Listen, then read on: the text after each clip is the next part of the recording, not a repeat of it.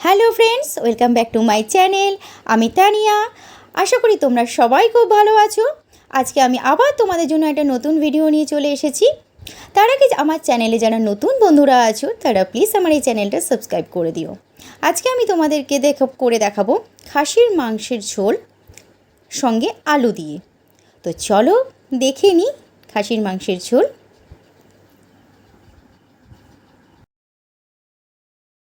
আগে খাসির মাংসটা বয়েল করে নেব, সেদ্ধ করে নেব। এখানে 500 গ্রামের মতো খাসির মাংস আছে। তো সবার আগে এটাকে আমি সেদ্ধ করে নেব। আর সাথে রয়েছে পেঁয়াজ কুচি। পেঁয়াজটাকে কুচি করে নিয়েছি, আর একটু ক্রাস্ট করে নিয়ে নেবে হাতে। দেখো, আলু দিয়ে করব, একদম নর্মাল আজকে খাসির মাংসের ঝোল করব। খুব বেশি মশলা ইউজ করব না। আলুগুলো একটু বড় বড় করে কাটতে হবে। সাথে রয়েছে একটু গোটা গরম মশলা আমি দেবো। আমি খুব ভালোবাসি একটু গোটা গরম মশলা ফোড়ন দিতে। তেজপাতা দুটো মতো হয়ে গেলে হলেই হবে। টমেটো কুচি, আর এখানে রয়েছে এটা কাঁচা লঙ্কা বাটা। এটা লাল লঙ্কাগুলো যেগুলো থাকে সেগুলো পেস্ট করে নিয়েছি, কাঁচা লঙ্কা এটা। তো লঙ্কা বাটা, এখানে আছে দই, এটা আদা রসুন একসাথেই পেস্ট করে নিয়েছি, আদা রসুন বাটা। তো সবার আগে চলো আমি একটু দেখে নিই খাসির মাংসটাকে একটু সেদ্ধ করে নিই। চলো, এখানে খাসির মাংসটা রয়েছে। এবার আমি বয়েল করবার জন্য, সেদ্ধ করবার জন্য দিয়ে দিচ্ছি।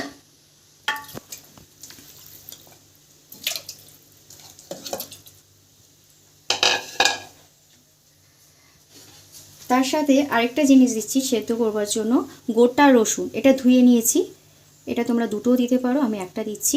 এটা সেদ্ধ করবার টাইমেই তোমরা দিয়ে দেবে, ফ্লেভারটা খুব ভালো আসবে। চলো এবার দেখে নিই। সেদ্ধ করতে বসিয়ে দিয়েছি। এবার কড়াইতে সর্ষের তেল ঢেলে দিচ্ছি। মাংসটার ফ্লেভারটা ভালো হতে গেলে তাহলে সর্ষের তেলেই রান্না করতে হবে। যদি ভালো ফ্লেভার চাও তাহলে সর্ষের তেলেই রান্না করতে হবে। আমি এখানে সর্ষের তেল ইউজ করছি। তেলটা গরম হতে দেব। আলুগুলোকে ভাজার জন্য তেলে ছেড়ে দিয়েছি। তেলটা গরম হয়ে গেছে। এবার আলুগুলোকে ভাজবার জন্য ছেড়ে দিয়েছি। আলুগুলোর মধ্যে অল্প হলুদ গুঁড়ো দিয়ে দিলাম। এবার আলুগুলোর মধ্যে একটু লবণ দিয়ে দিলাম। লবণ আর হলুদের গুঁড়ো দিয়ে আলুগুলোকে হালকা হালকা করে লাল করে ভেজে নেব। দেখো, লাল করে ভাজা হয়ে গেছে। এবার আস্তে আস্তে ভাজা আলুগুলোকে তুলে নিচ্ছি। এবার ওই তেলের মধ্যে দুটো তেজপাতা ফোড়ন দিলাম, আর ফোড়নে গোটা গরম মশলাগুলো দিয়ে দিলাম। এলাচ, দারচিনি, জয়ত্রী, জায়ফল, এলাচগুলোকে একটু ভেঙে ভেঙে দিলাম, ফ্লেভারটা ভালো লাগবে।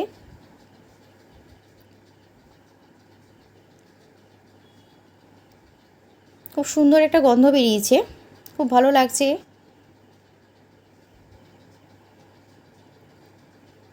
ফোড়নটা অনেকটাই হয়ে এসছে। এবার পেঁয়াজ কুচিগুলো ছেড়ে দিচ্ছি। এবার সব পেঁয়াজগুলো দিয়ে দিলাম।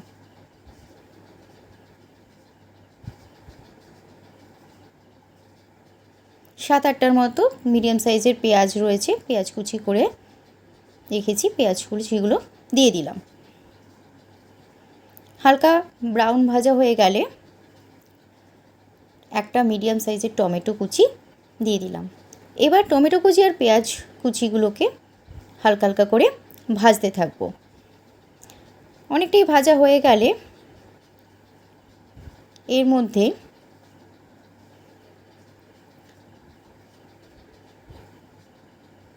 আদা রসুনের পেস্টটা দিয়ে দেবো, যেটা আমি একসাথে বেটে রেখেছিলাম। 2 চামচের মতো আদা রসুনের পেস্ট দিয়ে দিলাম। এবার এটাকে নাড়াচাড়া করতে হবে, খুব ভালোভাবে নাড়াচাড়া করে নিতে হবে।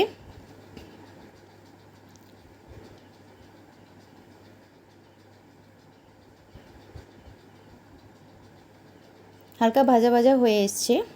এরপর কাঁচা লঙ্কার বাটাটা দিয়ে দিলাম, সেটা দিয়ে ভালোভাবে নাড়াচাড়া করতে হবে।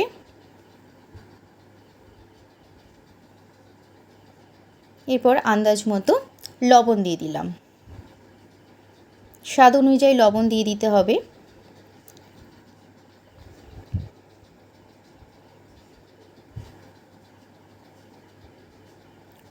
হলুদ গুঁড়ো দিয়ে দেব 1 চামচের মতো, জিরের গুঁড়ো 1 চামচের মতো, ধনের গুঁড়ো 1 চামচের মতো, কাশ্মীরি লঙ্কার গুঁড়ো 1 চামচ।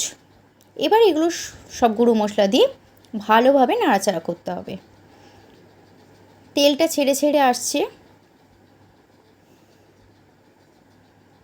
এরপর ফ্যাটানো দই, এটা ফেটিয়ে রাখা আছে, সেই দইটা 2 চামচ 3 চামচের মতো দই দিয়ে দিলাম, টক দই।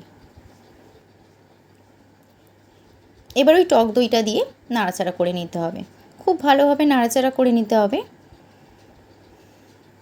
কালারটা দেখো এসেছে। এবার সেই সেদ্ধ করা মাংসটা আস্তে আস্তে কড়াইতে দিয়ে দেবো। মাংসটা দেখো একদম সেদ্ধ হয়ে গেছে, খুব ভালোভাবে সেদ্ধ হয়ে গেছে। এবার আস্তে আস্তে সেই মাংসগুলোকে, সেদ্ধ করা মাংসগুলোকে কড়াইতে দিয়ে দেবো।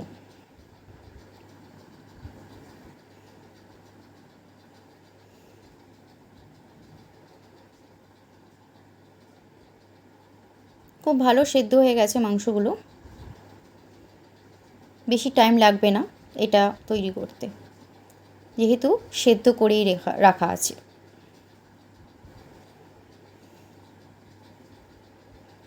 এবার সেদ্ধ করা মাংসগুলো দিয়ে ভালোভাবে কষাতে হবে, মাংস খুব ভালোভাবে কষাতে হবে। এবার একটু চিনি দিয়ে দেবো, চিনিটা সুস্বাদের জন্য আর একটু কালারটা ভালো হয়, একদমই অল্প। এবার একটা বিরিয়ানি মশলা তৈরি করেছিলাম বাড়িতে, সেটা তোমরা লিংক দিয়ে দেবো, সেটা দেখে নেবে। ওইটা দিয়ে নাড়াচাড়া করে দিলাম। যাদের বিরিয়ানি মশলা বাড়িতে বানানো নেই তারা গরম মশলা ইউজ করতে পারো।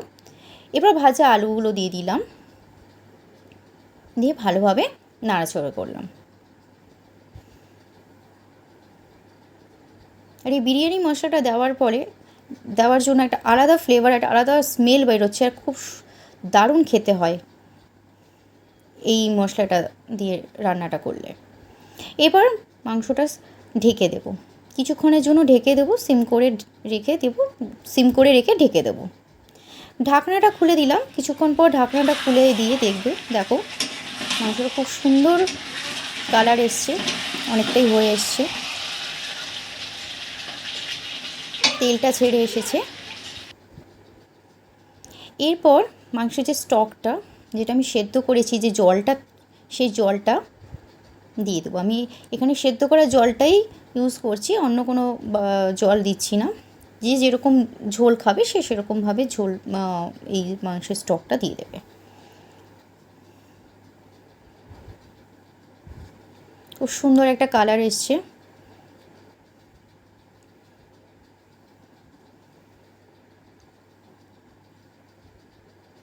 মাংসটা ফুটছে, এটা অসাধারণ কালার, আর স্মেলটা খুব সুন্দর বেরিয়েছে।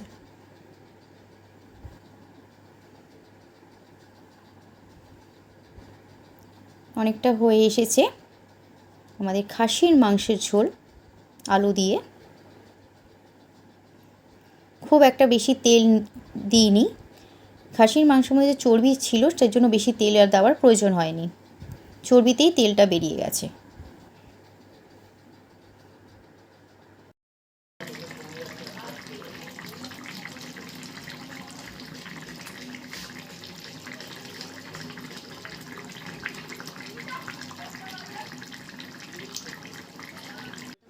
আশা করি তোমাদের সবার খুব ভালো লেগেছে আমার এই রেসিপিটা। গরম গরম ভাতের সাথে খাসির মাংসের ঝোল দুপুরে জাস্ট জমে যাবে। তোমরাও বাড়িতে ট্রাই করো গরম গরম ভাতের সাথে এইভাবে খাসির মাংসের ঝোল। ভালো লাগলে লাইক, কমেন্ট, শেয়ার করতে ভুলো না বন্ধুরা। যারা নতুন আছো তারা প্লিজ আমার এই চ্যানেলটাকে সাবস্ক্রাইব করে দিও। ভালো থেকো, পাশে থেকো। আবার দেখা হবে নেক্সট কোনো ভিডিওতে। আজকের মতো বাবাই।